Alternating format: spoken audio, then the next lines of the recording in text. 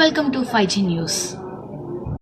సూర్యాపేటలో అక్రమ వ్యాపారాలు చేసిన బహిరంగ ప్రదేశాల్లో మద్యం సేవించడం, పేకాట లాంటి చట్ట వ్యతిరేక పనులు చేస్తే ఉపేక్షించేదే లేదని సూర్యాపేట జిల్లా పోలీస్ బాస్ సన్ప్రీత్ సింగ్ హెచ్చరించారు.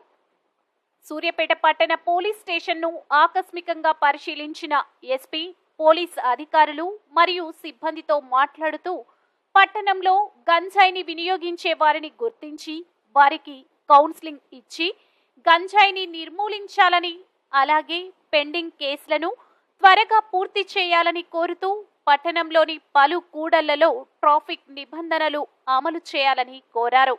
ఎస్పీ వెంట డిఎస్పీ రవి, పట్టణ ఎస్ఐలు లోకేష్, కుశలవ, బాలకృష్ణ, మహేందర్ మరియు పోలీస్ సిబ్బంది ఉన్నారు.